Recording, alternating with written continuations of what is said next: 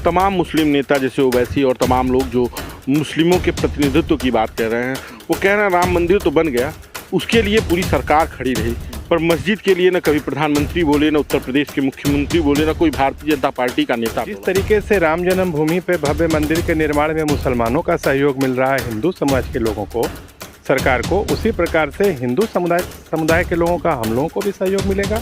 इसको क्यों नहीं हम ये मान के चलते हैं कि मिलेगा, बिल्कुल मिलेगा। काम तो शुरू होने, सरकार की तरफ से बातचीत रोज रोज नहीं होगी, जो ट्रस्ट बना है वो बात कर रहा है, बात करेगा। भारतीय जनता पार्टी का नारा था कि रामलला हम आएंगे, मंदिर वहीं बनाएंगे, तो मंदिर बन गया और रामलला 22 को मंदिर में चले जाएंगे, प्राण प्रतिष्ठा हो जाएगी। लेकिन सवाल यही है कि जब मुस्लिमों की बात आती है, जो मुस्लिम नेता तमाम कह रहे हैं, तो भाजपा न मुस्लिमों को प्रतिनिधित्व देना चाहती है, न किसी को विधानसभा का चुनाव लड़ाना चाहती है, न किसी को लोकसभा ले जाना चाहती है। जनता के बीच से उसके सांसद और विधायक नहीं जा रहे। भारतीय जनता पार्टी, मोदी जी, योगी जी न धर्म पूछते हैं, न जाति और न नाम, यही फ़र्क है।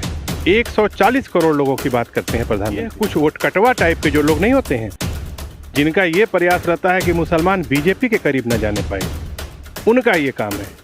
नमस्कार, बेधड़क खबर देख रहे हैं आप, मैं हूं आपके साथ शशांक। इस वक्त हम गोरखपुर में हैं और पूरे देश में एक बात की चर्चा है कि राम मंदिर का उद्घाटन 22 को होना है।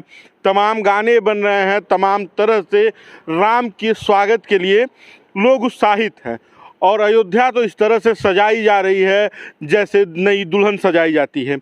तमाम चीज़ों पर बात करेंगे कि जब राम मंदिर का फैसला आया था तो एक फ़ैसला ये भी आया था कि जो मस्जिद पहले वहाँ पर बनी थी उसे अयोध्या में ही एक जगह पर बनाया जाना था। उसका क्या हुआ? मुस्लिम समाज जो कहा जा रहा है कि भारतीय जनता पार्टी के साथ है, वो राम मंदिर के मुद्दे पर कितना साथ है? चूँकि 24 का चुनाव है और 24 के चुनाव में अल्पसंख्यक वोटों को भी साधने का प्रयास प्रधानमंत्री का है। तमाम जगहों पर जाकर अल्पसंख्यक वोटों की बात कर रहे हैं, 3 तलाक की बात कर रहे हैं और तमाम मुद्दों पर बात कर रहे हैं। लेकिन हम बात करेंगे इफ्तिखार हुसैन साहब से, जो उत्तर प्रदेश सच कमेटी के सदस्य हैं और भारतीय जनता पार्टी के नेता हैं। इनसे जानेंगे कि क्या कहना है और क्या मुसलमानों का रुख है। स्वागत है इफ्तिखार साहब आपका। बहुत बहुत धन्यवाद, शुक्रिया आपका। राम लला आ रहे हैं, तमाम तरह से स्वागत हो रहा है और स्वागत में अल्पसंख्यक समाज या ये कहें खुल के कि मुस्लिम समाज भी साथ दे रहा है। लेकिन जब राम मंदिर का फैसला आया था तो मुसलमानों को भी मस्जिद के लिए 5 एकड़ ज़मीन दी गई थी। राम लला आ रहे हैं, पूरा तो मंदिर नहीं बना, इसका एक अलग विरोधाभास हिंदू समाज में चल रहा है। पर मुसलमानों ने जिस चीज़ के लिए एक लंबी लड़ाई लड़ी, मुस्लिम समाज ने जिस चीज़ के लिए एक लंबी लड़ाई लड़ी और जो अब भाजपा के साथ राम मंदिर में राम लला के स्वागत के लिए तैयार है, उसके मस्जिद का क्या हो रहा है? देखिए, जिस वक्त माननीय सर्वोच्च न्यायालय ने श्री राम जन्मभूमि केस में अपना निर्णय दिया था 2019 में, उसी निर्णय में उन्होंने 5 एकड़ ज़मीन अयोध्या से करीब 15 किलोमीटर दूर धन्नीपुर में मुस्लिम समुदाय के लिए भी रिजर्व कर दी थी। आदेश में लिखा हुआ है कि 5 एकड़ ज़मीन सरकार मुसलमानों को देगी, वहाँ पे अपनी मस्जिद का वो निर्माण करेंगे। और उसका अनुपालन करते हुए केंद्र सरकार ने जिस तरीके से राम जन्मभूमि तीर्थ क्षेत्र ट्रस्ट बनाया सुप्रीम कोर्ट के आदेश पर, ठीक उसी तरीके से Indo Islamic cultural trust UP में बना है और सुन्नी सेंट्रल वक्फ बोर्ड के अधीन वो काम कर रहा है और 5 एकड़ ज़मीन उसको अलाट हो चुकी है प्रशासन की तरफ से। और आने वाले समय में जो प्रस्तावित मस्जिद है अयोध्या में धन्नीपुर में, उसका नक्शा भी विकास प्राधिकरण ने स्वीकृत कर दिया है और उसका निर्माण भी जल्दी ही शुरू भी होगा अयोध्या में, आप देखेंगे। तमाम हॉस्पिटल बनाने की बात की जा रही है, तमाम शिक्षण संस्थान उसके अधीन बनाने की बात की जा रही है।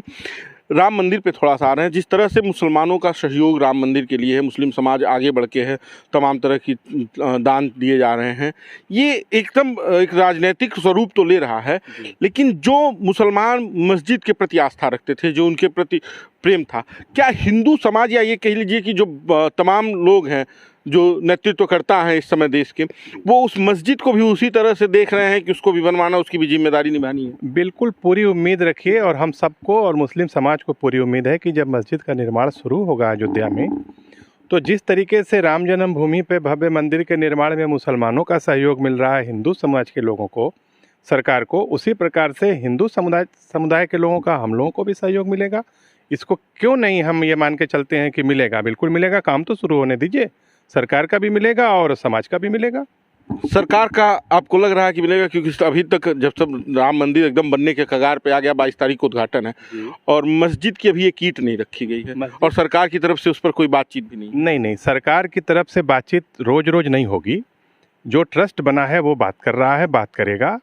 सुन्नी सेंट्रल वक्फ बोर्ड भी एक बड़ी संस्था है उत्तर प्रदेश में सुन्नी मुसलमानों की, जो उसको लीड कर रही है और वो करेगी। जब समय आएगा सरकार से बात करेगी और अपने काम को अंजाम देगी। राम मंदिर पे फिर वापस आते हैं। गोरखपुर से मुख्यमंत्री योगी आदित्यनाथ हैं और अयोध्या में राम मंदिर को बनवाने की पूरी जिम्मेदारी उनके पहले कार्यकाल से और उसी के नाम पे दूसरा कार्यकाल है। कितना सहयोग मुसलमानों का गोरखपुर का है? चूँकि गोरखपुर गोरक्षनाथ मंदिर जो है उसके इर्द गिर्द बड़ी संख्या में मुस्लिम समाज के लोग रहते हैं। आप देखिए कि गोरखनाथ मंदिर यहाँ से बमुश्किल 100-125 मीटर की दूरी पे है इस वक्त, और यही दूरी हमेशा रही है समाज से वहाँ की। और आप जब भी कभी मंदिर जाते होंगे तो देखते होंगे मुस्लिम समुदाय के लोगों को सबसे ज़्यादा उसके अंदर। दुकान भी उनकी बहुत ज़्यादा संख्या में आपको मिलेगी और उनकी सारी समस्याओं का समाधान भी वहीं से होता है। तो मुसलमानों का संबंध उस पीठ से जो है वो तो बिल्कुल अलग तरीके का है और आज से नहीं है, पीढ़ियों से है और वो हमेशा रहेगा। पड़ोसी हैं, पड़ोसी का हक सबसे बड़ा होता है, एक पड़ोसी का दूसरे पड़ोसी पे। और महाराज जी इस चीज़ का पूरी ईमानदारी से निर्वहन भी कर रहे हैं। कभी उन्होंने किसी का नाम नहीं पूछा। मुस्लिम समाज का कोई भी पुरुष महिला कोई भी गया हो, सबका काम हुआ। 18 साल वो लोकसभा के सदस्य रहे इसी गोरखपुर सदर सीट से। क्या मुसलमानों का कोई काम रुका? कभी नहीं रुका, आज भी नहीं रुका है। आज हमारे सदर विधानसभा क्षेत्र से वो विधायक हैं। हम लोगों ने उनको अपना समर्थन दिया था 22 के चुनाव में, आगे भी देंगे। तो पीठ से जो रिलेशन पहले था वही आज भी और आगे भी रहेगा। राम मंदिर के लिए क्या तैयारियां हैं यहाँ से? राम मंदिर के लिए बहुत अच्छी तैयारी है। लोगों को निमंत्रण मिल चुके हैं लगभग। आप भी जा रहे हैं? हम 22 को तो भीड़ ज़्यादा है, रश है अभी, लेकिन उसके बाद हम लोगों के समाज से भी और हम सब लोग जाएंगे, बिल्कुल जाएंगे। और क्यों नहीं जाएंगे? वो हमसे अलग तो है नहीं। अयोध्या हमारे ही प्रदेश, हमारे ही देश का एक भूभाग है। इतना बड़ा टेम्पल वहाँ पे बन के तैयार हो रहा है। भगवान राम सबके हैं, तो हम क्यों नहीं जाएंगे उसको देखने? और मस्जिद जो बनने वाली है उसको भी देखने जाएंगे। उसके निर्माण में जो हमारे से सहयोग बनेगा वो भी हम करेंगे। सुन्नी सेंट्रल वक्फ बोर्ड के जो चेयरमैन हैं उनसे भी हम मिलने वाले हैं कुछ दिन में। और मस्जिद निर्माण में क्या प्रगति है, इंडो इस्लामिक कल्चरल ट्रस्ट की क्या प्रगति है, अब तक क्या कार्रवाई हुई है, इसके बारे में भी उनसे हम जानकारी लेने वाले हैं। इधर बीच में जब हम लखनऊ जाएंगे उनसे मिलेंगे। एक सवाल ये है कि जिस ट्रस्ट को इंडो इस्लामिक ट्रस्ट की बात की जा रही है उसके अंदर तमाम अस्पताल बनाने की बात हो रही है, हाई फैसिलिटी वाले विद्यालय बनाने की बात चल रही है। क्या क्या नक्शे में है, क्या क्या है, इसका कुछ प्रारूप पता है? देखिए, उसके नक्शे में हॉस्पिटल है, लाइब्रेरी है, ऑडिटोरियम है, मस्जिद है, एक मदरसा भी है। हो सकता है मिनी ITI भी गवर्नमेंट वहाँ पे गवर्नमेंट के सहयोग से ट्रस्ट बनाए। 5 एकड़ ज़मीन बहुत होती है। मस्जिद तो मुझे लगता है कि ज़्यादा से ज़्यादा 2-2.5 हज़ार लोगों के कैपेसिटी की बनेगी या 4,000 की बनेगी। तो 5 एकड़ ज़मीन का पूरा इस्तेमाल होगा ना, और समाज के लिए ही होगा, मुस्लिम समुदाय के लिए, उत्थान के लिए होगा, महिलाओं के लिए होगा, तमाम लोगों को रोज़गार मिलेगा उससे। अलग अलग तरीके से उसका इस्तेमाल होगा और उसका सीधा फ़ायदा मुस्लिम समुदाय को ही मिलेगा। तमाम मुस्लिम नेता जैसे ओवैसी और तमाम लोग जो मुस्लिमों के प्रतिनिधित्व की बात कर रहे हैं वो कह रहे हैं राम मंदिर तो बन गया, उसके लिए पूरी सरकार खड़ी रही, पर मस्जिद के लिए ना कभी प्रधानमंत्री बोले, ना उत्तर प्रदेश के मुख्यमंत्री बोले, ना कोई भारतीय जनता पार्टी का नेता बोला। तो क्या आपको नहीं लगता है कि इन लोगों के कहने से 2024 में मुस्लिम इस बात से तो नाखुश होंगे ही और भारतीय जनता पार्टी से दूरी बनाएंगे? नहीं, भारतीय जनता पार्टी से मुस्लिमों की दूरी कम हो रही है लगातार। 14 से 17, फिर 19, फिर 22, अब 24। इस साल के लोकसभा चुनाव में आप देख लीजिएगा, लगातार मुस्लिमों का समर्थन बीजेपी को बढ़ता जा रहा है। नेता कह रहे हैं इसका क्या असर पड़ने वाला है? ये तो कहेंगे, ये कहेंगे नहीं तो इनकी दुकान बंद हो जाएगी। इन्होंने कभी मेल मिलाप, आपसी सामंजस्य, सांप्रदायिक सौहार्द की बात कभी कही है? कभी नहीं कही है। ये लोग सिर्फ नाम पूछते हैं, जाति पूछते हैं, धर्म पूछते हैं। भारतीय जनता पार्टी, मोदी जी, योगी जी न धर्म पूछते हैं, न जाति और न नाम।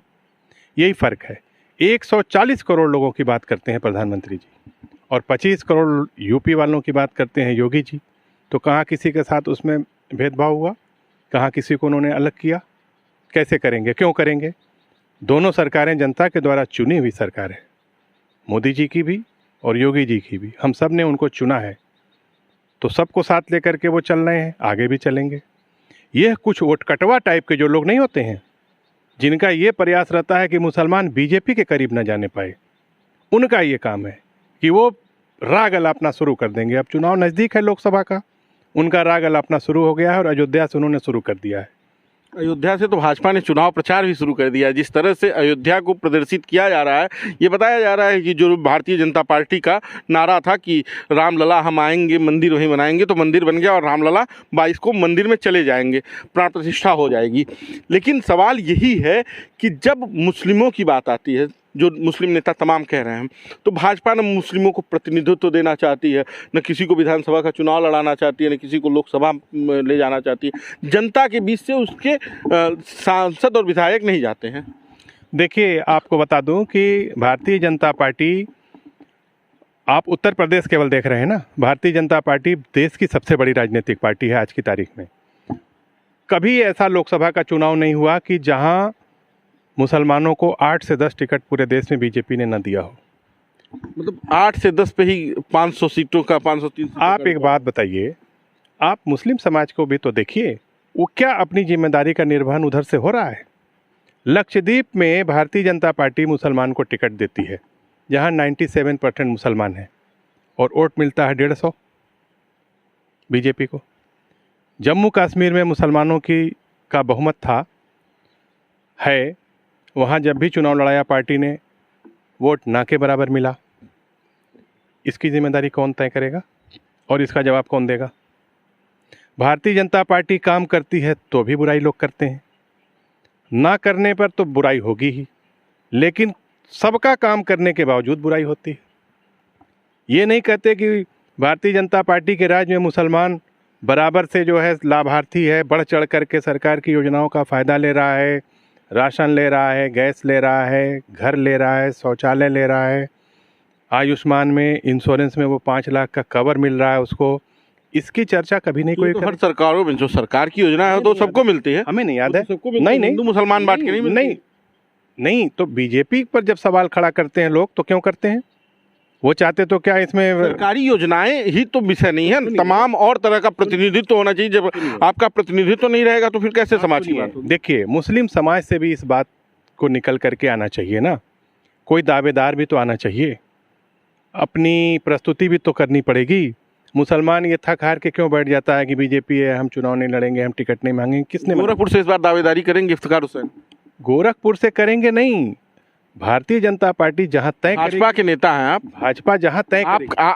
आप तो इस बात का तय करेंगे ना कि मुझे कहां से चुनाव लड़ना, आपके लोग कहां हैं, आपके आप बताइए कि हमें अगर लोकसभा का चुनाव लड़ना होगा तो हम गोरखपुर से दावेदारी क्यों करेंगे? हम गोरखपुर के रहने वाले हैं, गोरखपुर की राजनीति है, मंदिर से जुड़े हुए हैं। आपने बताया कि पूरा मुस्लिम समाज मंदिर में समर्पित रहता है, तो फिर क्यों इफ्तिखार हुसैन ये हिम्मत नहीं जुटा पा रहे हैं कि भाजपा से टिकट मांग लें? इफ्तिखार हुसैन ये तय नहीं कर सकते, या कोई भी ये नहीं तय, ये एप्लीकेशन तो दे सकते हैं। एप्लीकेशन ऐसे नहीं दी जाती है कि हमको गोरखपुर सदर से ही चुनाव लड़ाइए।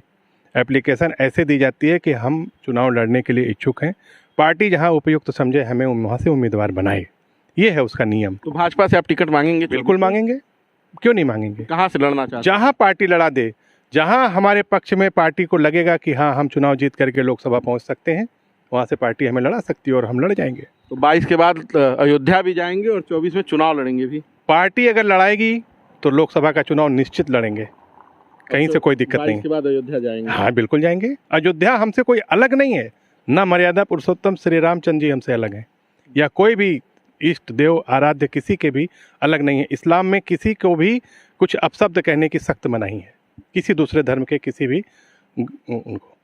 ओवैसी और तमाम मुस्लिम नेता जो इस सब मुद्दों पर भड़काते और आपके हिसाब से लोगों को तोड़ते रहते हैं, वोट कटवा, उनसे क्या कहना चाहिए? ओवैसी आके चुनाव लड़के देख लें, खुद ब खुद मुसलमान बता देगा यहाँ उनको अपनी औकात क्या है ओवैसी की।